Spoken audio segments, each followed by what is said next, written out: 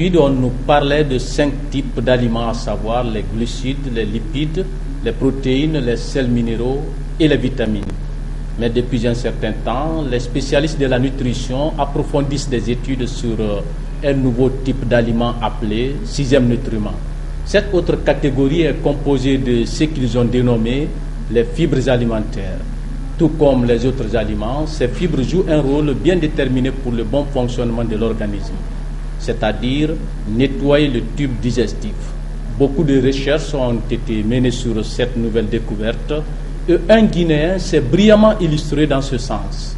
Sa méthode a été reconnue par des institutions scientifiques de renommée internationale et classée comme la meilleure méthode par rapport à l'ancienne. De nos jours, son nom flotte dans de grandes revues scientifiques à travers le monde. Dr Aboubakar Oumar Bangoura, titulaire de doctorat d'État en sciences alimentaires, est notre invité aujourd'hui.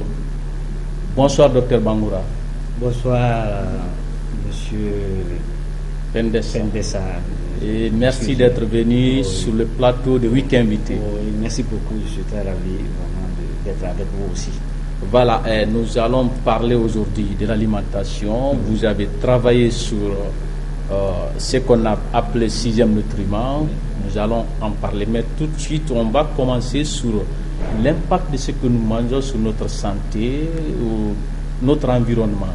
En tant que spécialiste en la matière, avant d'aller sur le travail que vous avez effectué, comme je le disais tout à l'heure dans l'introduction. Merci beaucoup. Quand il faut parler de l'impact de l'environnement sur notre santé, il faut naturellement, n'est-ce pas, parler de ces nutriments qui se trouvent dans nos aliments. Les 5 premiers types d'aliments que vous venez de citer, n'est-ce pas? Les 3 premiers, à savoir les glucides, les lipides et les protéines, sont des aliments énergiques, n'est-ce pas? C'est-à-dire qu'ils fournissent comme à l'organisme de l'énergie. Donc, et parmi ces 3, les 2 autres, les vitamines et les sels minéraux, jouent le rôle protecteur, n'est-ce pas, de ces aliments énergiques, n'est-ce pas, pour que ceux-ci puissent jouer leur fonction dans l'organisme. Donc cela veut dire, oui, vous avez pas. Donc, ainsi, n'est-ce pas, parmi ces aliments énergiques, c'est-à-dire que les lipides, les protéines, les glucides, les lipides, n'est-ce pas, nous apportent beaucoup plus d'énergie. C'est-à-dire que 9 kilocalories, n'est-ce pas, contrairement aux protéines et aux glucides, 4 kilocalories par gramme. Alors, puisque le plus énergétique, n'est-ce pas, les lipides, donc on en a besoin, alors on le consomme, mais ces consommations, n'est-ce pas, la consommation de ces lipides, n'est-ce pas, sont source de beaucoup de maladies, n'est-ce pas, dégénératives que nous rencontrons, n'est-ce pas, dans nos sociétés. C'est des maladies cardiovasculaires, n'est-ce pas, il y a l'obésité, comme on appelle les cancers de colonne, il y en a beaucoup. Alors, qu'est-ce qui se passe à ce niveau? Ces lipides contiennent des acides gras polyinsaturés, n'est-ce pas, qui renferment des liaisons doubles ou triples, qui sont des liaisons fragiles, n'est-ce pas, et qui peuvent automatiquement réagir avec des électrons libres. Alors, ces électrons libres, n'est-ce pas, qui sont produits par notre environnement, n'est-ce pas, les fumées, les poussières, les milieux pollués, n'est-ce pas, sont les radicaux libres. Ils sont très nombreux, oxygénés, hydroxyle, n'est-ce pas, carbone central. C'est des radicaux libres qui ont des électrons libres qui peuvent facilement réagir avec les lipides que nous mangeons tous les jours.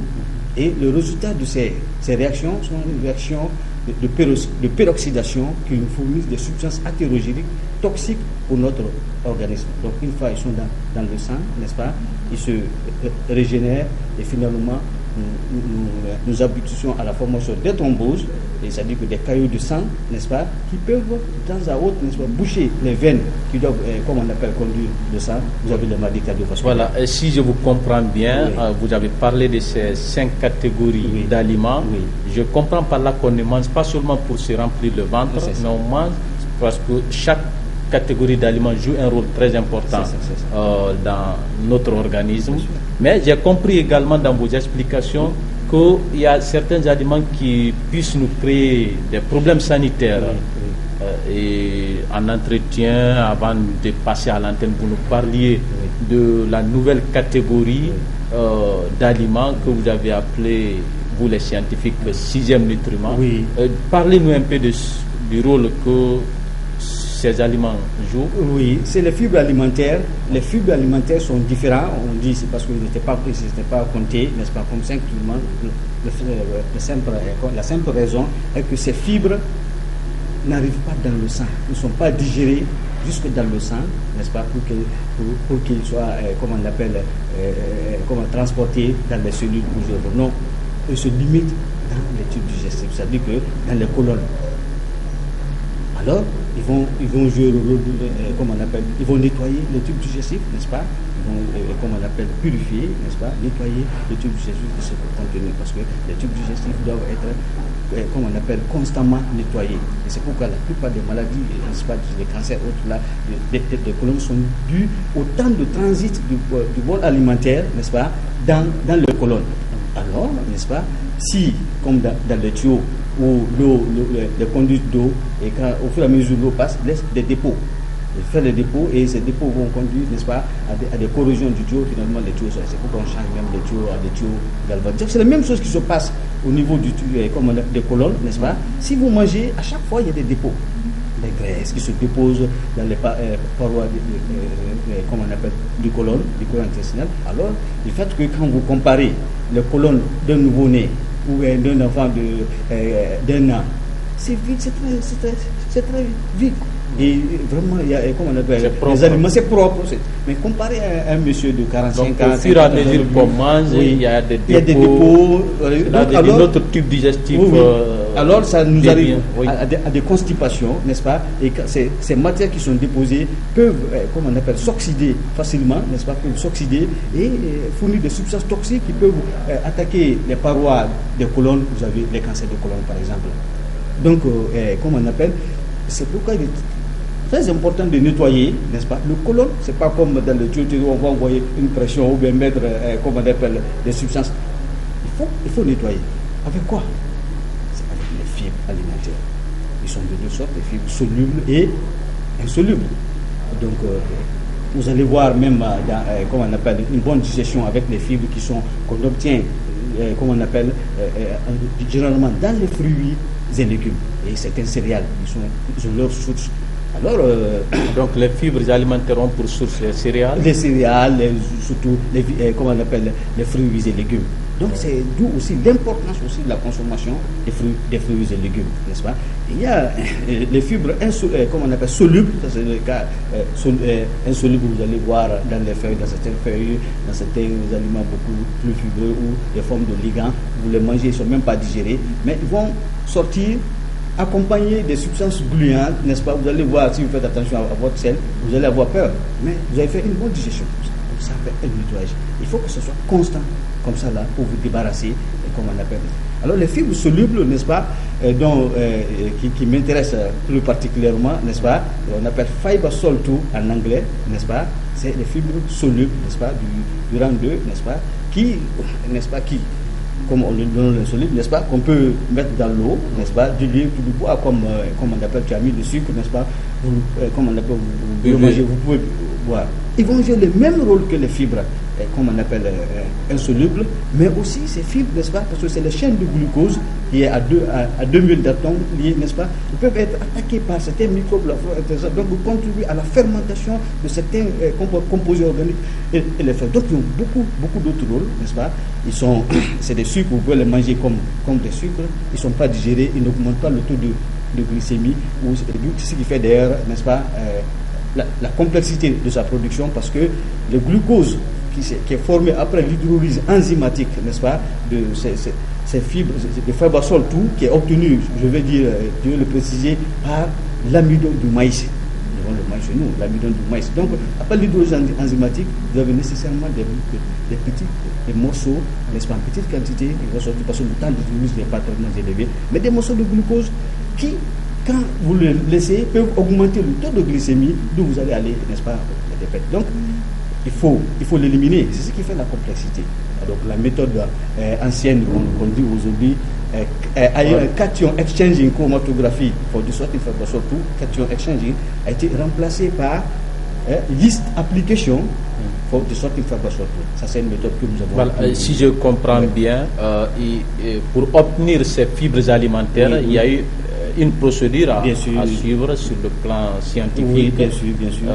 Comme vous le disiez tout à l'heure, qu'on peut les obtenir à partir du maïs. Cela veut dire que ce n'est pas le maïs qu'on va prendre directement manger. Il faut faire un travail préalable. Donc vous avez parlé d'une méthode que les nutritionnistes utilisaient avant, et vous avez parlé d'une nouvelle méthode qui vous a intéressé parce que vous avez mené des recherches sur cette nouvelle méthode. Tout à fait. Et parlez-nous un peu de cette méthode. Voilà, justement, c'est ce que j'avais abordé tantôt, n'est-ce pas?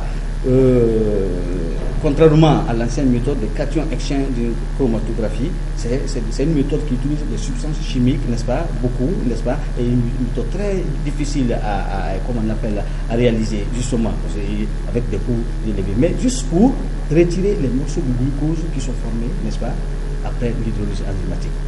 Mais quand on sait aussi que, n'est-ce pas, on a mené des recherches, on a vu que le rôle des levures, les levures Saccharobacter et les levures bilaires, n'est-ce pas, peuvent transformer le glucose, n'est-ce pas, c'est-à-dire les sucres en alcool. Et effectivement, après l'hydrolyse, quand vous utilisez les levures les consomment. Et la quantité d'alcool qui est produite est tellement faible parce que, n'est-ce pas, le sucre, la quantité de sucre qui est produite n'est pas aussi très élevée. Donc, l'alcool qui est produit terme to be négligé, ça dit qu'on peut négliger et que ça n'a pas d'effet, n'est-ce pas, comment on appelle, contre. Si je vous comprends bien, parce que vos explications sont trop techniques, vous êtes scientifique, c'est normal. C'est ça. Mais pour faciliter la compréhension, pour vous résumer, si je ne me trompe, il y avait une ancienne méthode pour obtenir les fibres alimentaires. Vous avez travaillé sur une nouvelle méthode. À mon avis, cette méthode est plus simple par rapport à l'ancienne. Dites-nous, est-ce que cette méthode a été authentifiée, parce que nous savons qu'il y a des structures à travers le monde qui travaillent sur des recherches menées. Est-ce que votre méthode a été reconnue, authentifiée par des institutions crédibles? Oui. Donc, c'est une très bonne question, n'est-ce pas, qui mérite beaucoup d'attention, parce que, n'est-ce pas, nous avons des structures ici, l'OAPI, comme on appelle l'organisation, n'est-ce pas, africaine de l'OAPI, c'est-à-dire les propriétés intellectuelles, n'est-ce pas, et de nos jours, n'est-ce pas, ils tiennent que le travail ne soit pas publié en avance, n'est-ce pas, pour pouvoir reconnaître, n'est-ce pas, l'authenticité. Ça c'est leur fonction. Mais il y a, comme on appelle, nous autres, on a essayé de publier d'abord ces travaux scientifiques, n'est-ce pas, qui ont été reconnus par des institutions aussi très crédibles. La première fois, International Journal of Food Science and Technology en Angleterre, c'est UK, n'est-ce pas, c'est une grande institution qui publie la haute technologie, high-tech. Vous allez voir, ils ne sont pas cachés. Donc, les travaux originaux ne sont même pas nombreux dans ce journal, vous pouvez les vérifier sur le net. Donc, et automatiquement, n'est-ce pas, que ce travail original qui n'a jamais été fait. Moi-même, quand je le faisais, n'est-ce pas, je sais, n'est-ce pas, j'arrivais, n'est-ce pas, sur ces objectifs. Alors, même, n'est-ce pas. Donc, si vous me parlez du travail original que vous avez mené, cela veut dire personne d'autre parmi les scientifiques n'avait abordé cette piste avant vous? Naturellement, n'est-ce pas, dès qu'on dit un travail original, n'est-ce pas, c'est que personne d'autre n'a, comme on appelle, abordé, n'est-ce pas, cette piste, n'est-ce pas, avant moi. Même le premier qui est là, n'est-ce pas, il faut le reconnaître, le docteur Okuma, n'est-ce pas, japonais qui est le premier sur ce domaine, n'est-ce pas, et effectivement reconnaître que c'est une nouvelle technologie et pour preuve que depuis cette découverte, donc une nouvelle méthode, donc un nouveau produit, n'est-ce pas, alors c'est un produit médicamenteux. Pour le garantir encore, il faut faire les études physiologiques, c'est-à-dire que, comment on appelle, montrer son impact, c'est-à-dire son effet sur l'organisme positif. Et ça a été présenté, n'est-ce pas, à la 4e conférence internationale sur l'environnement, l'industrie de la microbiologie appliquée qui a été tenue à Malaga et a été publiée, n'est-ce pas, dans un document, n'est-ce pas, qu'on a appelé Microbe in Applied Research, Current Advances and Challenges. Donc, ça, c'est comme on appelle reconnu. Et à chaque fois, les travaux sont publiés avant la publication. Vous signez le copyright. Donc, il fait que on comprend automatiquement c'est un travail qui n'a jamais. Surtout que c'est un domaine que vous avez déjà innové. Donc, tout ce qui se passe dans ce domaine, c'est, comme on appelle, c'est votre. Alors, si vous avez, comme on appelle, un truc comme ça, et que vous allez jusqu'à proposer une méthode d'administration, n'est-ce pas, qui aussi a été présentée à la 5e conférence sur l'environnement, l'industrie de la microbiologie appliquée, n'est-ce pas, à Madrid, comme on appelle, en Espagne, en octobre dernier. Donc ça fait que... ça c'est récent. Ça c'est récent. En octobre dernier. Oui. Et plus de 517 participants, n'est-ce pas, venant de tous les pays à travers le monde, n'est-ce pas, et 600 travaux ont été présentés à travers tout le monde. Toutes les grandes universités, comme on appelle, se bousculent pour être là. Oui. Alors la Guinée aussi était présente, n'est-ce pas? Justement, j'ai dit tantôt, n'est-ce pas? Grâce à la structure vraiment que le gouvernement, effectivement, il faut le dire, du professeur Alpha Condé, n'est-ce pas, a mis en place. Nous avons eu cette fois-ci encore, j'ai eu la chance d'être assisté avec une autre mission, comme on appelle, avec frais.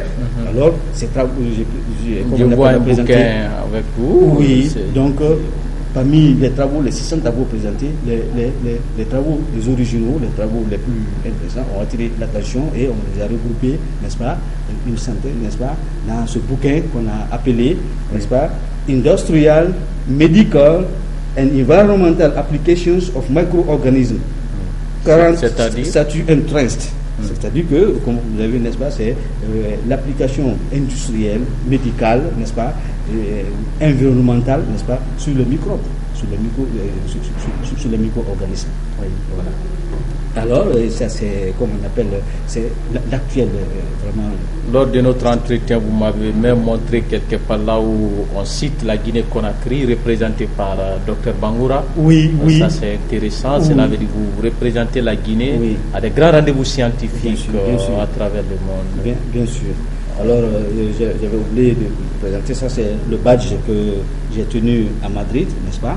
Le badge que lors de la conférence de Madrid en 2013. Et je m'en réjouis que j'étais le seul Guinéen, et en Afrique peut-être il n'y en a pas beaucoup, mais comme on appelle, il y a un cas du Bénin, un cas du Ghana, n'est-ce pas? Vous pouvez aller sur le net, vous pouvez voir, n'est-ce pas, les institutions, les pays, n'est-ce pas, et les personnes qui ont participé à la 5e conférence internationale sur l'environnement, l'industrie et la microbiologie. Donc, lors de cette 5e conférence, vous disiez tout à l'heure que sur 600 travaux ou 600 et quelques travaux, seulement 100 une centaine, voilà, oui, bien sûr. 100 travaux ont été retenus pour être classés dans cette revue scientifique, je crois. Oui, c'est un livre, n'est-ce pas? On a intitulé Industrial, Medical and Environmental Applications of Microorganisms. Il faut le rappeler que les travaux sont présentés, n'est-ce pas, et défendus en anglais. En anglais. Oui, justement parce que c'est une conférence internationale où comme on appelle, qui peut sollicite tout le monde entier. Donc, n'est-ce pas, l'anglais étant une langue vraiment qu'on peut parler, n'est-ce pas, et comme on appelle partout, on peut l'utiliser. C'est une langue scientifique, donc là, il faut l'utiliser, parce que tous les pays francophones qui arrivent, n'est-ce pas, sont obligés de tenir, comme on appelle, les conférences en anglais, tout comme les Espagnols. Il faut d'abord défendre le travail en anglais, et puis avant qu'il ne soit retenu. Oui, tout à fait. Il y a des jurys internationaux, n'est-ce pas, des jurys internationaux. Vous avez fait des publications. Oui, tout à fait. Alors, des publications, j'en ai fait beaucoup. J'en ai fait beaucoup, n'est-ce pas? Ça, c'est le dernier qui date de 2014. Parce que presque chaque année, depuis que, n'est-ce pas, depuis 2006, n'est-ce pas, avant même 2006, parce que depuis 2001, quand je suis ressorti pour mon deuxième doctorat d'État, j'ai commencé à participer à des conférences et à faire des publications. Donc, j'ai plus d'une dizaine de publications. Une dizaine de publications. Vous m'avez montré quelques documents, mais on n'a pas voulu encombrer notre table. Voilà, donc c'est pourquoi je vous ai dit d'amener la dernière publication, c'est très intéressant. Vous avez dit ici tout à l'heure que vous avez participé à la 5e conférence sur l'industrie ou sur l'environnement, l'industrie et la microbiologie appliquée. J'entends parler des microbes ici qui, à mon avis, quand on parle de microbes, c'est proche des virus. Oui, Hein, tout à fait. Aujourd'hui, Oui. nous sommes confrontés à la problématique du virus Ebola. Oui. Avez-vous, en tant que spécialiste, quelque chose à dire sur la persistance de cette maladie dans notre pays? Oui. Ou piste des solutions? Qu'est-ce qu'il nous faut? Tout à fait. Une bonne question, vraiment, une très bonne question, vraiment que je trouve, parce que les virus, n'est-ce pas, c'est des micro-organismes. Donc les bactéries et les virus, n'est-ce pas, sont tous des micro-organismes. Oui. Leur, comme on appelle, taille diffère, Oui. n'est-ce pas, entre 1 et 0,3 micromètres. Donc, ils ont le même mode de vie. Oui. Alors, ils vivent à des milieux déterminés, à des températures déterminées. Donc, Oui. quand le milieu, n'est-ce pas, est favorable, Oui. n'est-ce pas, quand le milieu est favorable, ils vont vivre, ils vont continuer à vivre. Et quand le milieu n'est pas favorable, donc, vous voulez dire que notre milieu, pour le cas particulier de la Guinée, est favorable à la survie de ces virus? Oui, je vais le dire, n'est-ce pas? Je vais le détailler, si vous voulez, un tout petit peu, n'est-ce Oui. pas? Pourquoi je dis ça, n'est-ce pas? Alors, ces micro-organismes, on les a classés en trois, on peut le regrouper en trois, c'est-à-dire que hydrophile, thermophile et mésophile. C'est-à-dire que hydrophile, comme vous avez vu, c'est l'eau, c'est l'humidité, ils ont une affinité à l'humidité, donc un milieu humide. Et thermophile, n'est-ce pas, c'est des micro-organismes qui ont une affinité à la température. Donc, même à haute température, ils peuvent vivre. Le troisième cas, c'est mésophiles, qui peuvent être dans tous les milieux.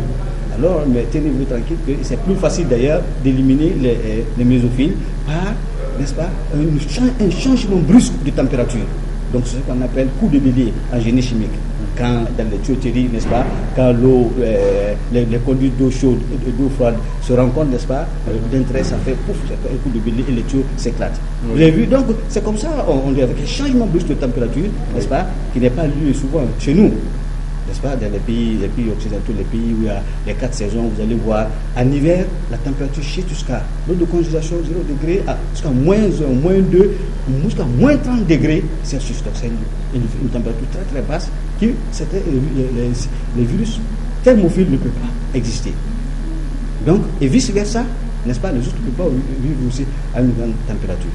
Mais, donc nous, à peu près, c'est un peu stable chez nous. Voilà, un changement, une très grande variation de température. Chez nous, on n'a pas une grande variation de température.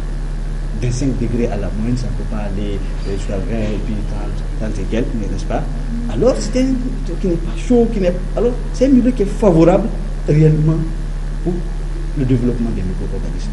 Virus. Qu'est-ce qu'il nous faut maintenant pour vaincre Ebola, par exemple? Alors, si vous dites que notre milieu est favorable. Oui. Donc, quand on appelle à une situation comme ça, il faut comprendre que nous devons être beaucoup plus attelés à purifier notre environnement. Purifier l'environnement. C'est-à-dire purifier notre environnement.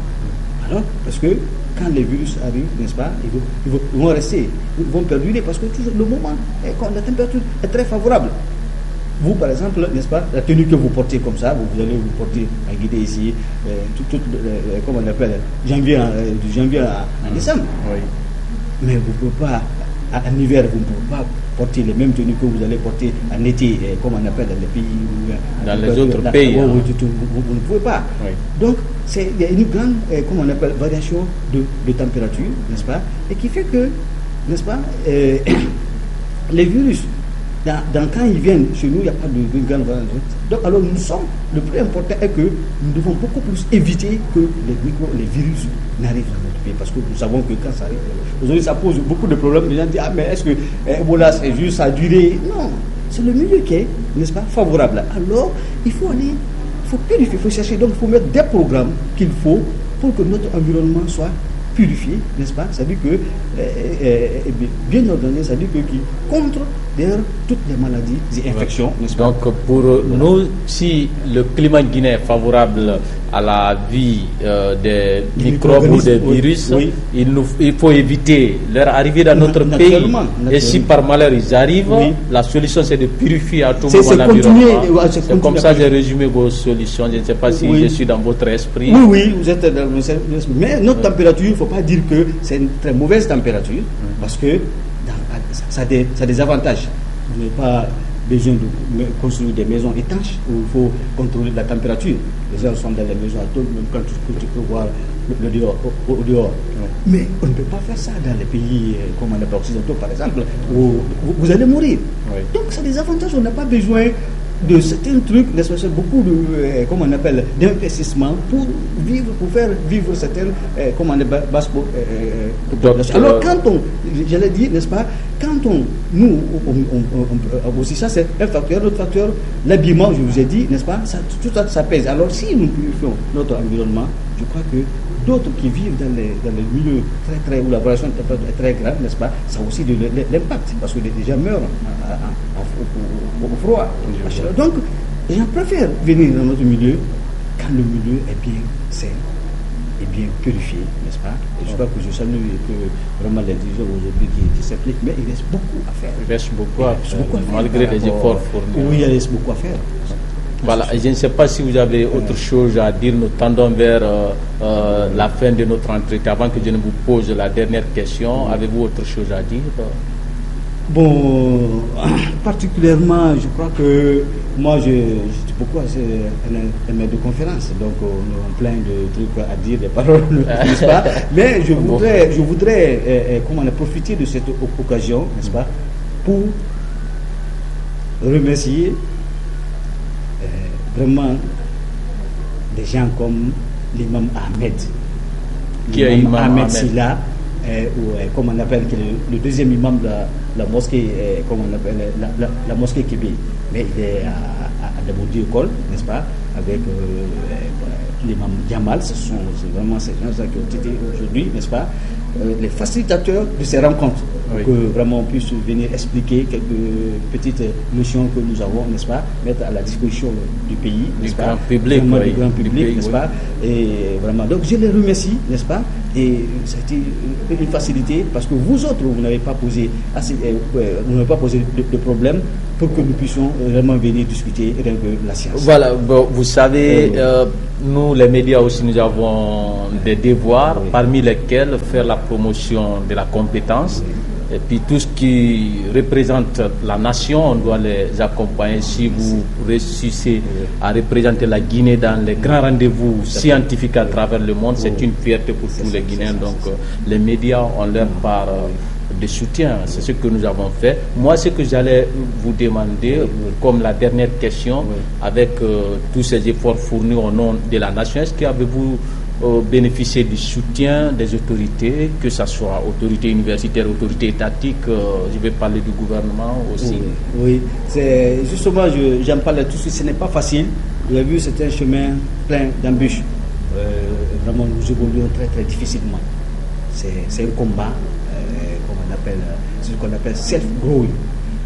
Mais cette année, je remercie quand même le gouvernement parce que difficilement je gagne bien les retours de participer à ces rencontres. Il y a peu qui comprennent, c'est-à-dire qui comprennent et qui acceptent, n'est-ce pas, comme on appelle, développer ou s'impliquer dans les trucs scientifiques.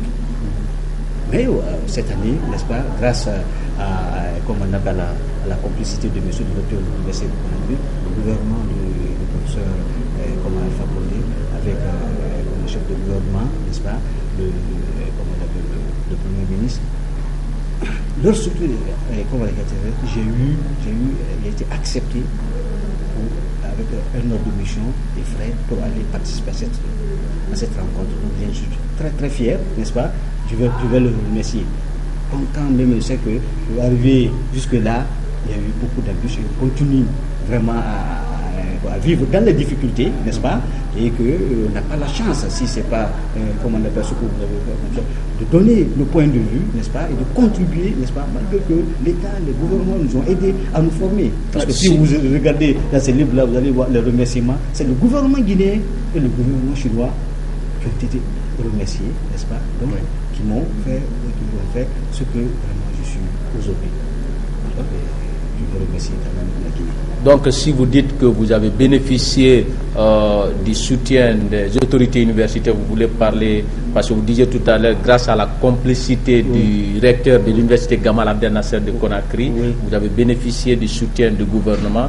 Attendez-vous autre chose, parce qu'en entretien, vous me disiez que vous aviez beaucoup d'ambition pour aller plus de l'avance. Oui, bon, quand je dis la complicité, c'est-à-dire que quand les situations, les fonds qui sont là pour assister, n'est-ce pas, des rencontres comme ça, si c'est pas disponible, n'est-ce pas, et c'est pourquoi, n'est-ce pas, on a été transmis, n'est-ce pas, à un niveau plus élevé. Je dis ce que vous attendez de toutes ces autorités que vous venez de citer, qui ont bien voulu vous aider. Qu'est-ce que vous attendez maintenant pour les prochains rendez-vous? Bon, je souhaite que, n'est-ce pas, comment on appelle, l'autorité, n'est-ce pas, soit convaincue que la recherche scientifique n'est pas à négliger. Et quand on investit, quand on met des fonds pour la formation des cadres, n'est-ce pas, il faut les appeler. Parce que moi, je me dis que je peux beaucoup discuter parce qu'il y a des conférences qui participent, n'est-ce pas, ou comme on appelle à la microbiologie, c'est-à-dire que donc quelqu'un qui participe à ces rencontres, n'est-ce pas, et que les dossiers sont arrivés au niveau du gouvernement, on sait déjà quelle personne a participé à ces rencontres. Donc ils doivent devenir une personne ressource, comme se fait ailleurs. Ceux qui sont vraiment des personnes ressources, appelez-les. Si les avis. L'État a contribué à votre épanouissement, au retour, vous voulez à votre tour mettre vos compétences au service de la nation, tout à fait, si je vous comprends. Tout à fait. Même l'État, même quand vous investissez de l'argent, il faut attendre quelque chose. Mais il ne faut pas investir de l'argent. Vous laissez comme ça. Vous laissez comme ça, c'est à perte. Voilà. C'est sur ce point que nous allons mettre fin à notre entretien. Docteur Bangoura, merci d'être passé. Merci. Nous espérons vous recevoir prochainement. Oui, je suis très ravi. Merci beaucoup. Merci beaucoup, M. Pendessa. Voilà, c'est la fin de notre rubrique Week Invité. Nous nous revenons juste après la transition pour la suite du journal.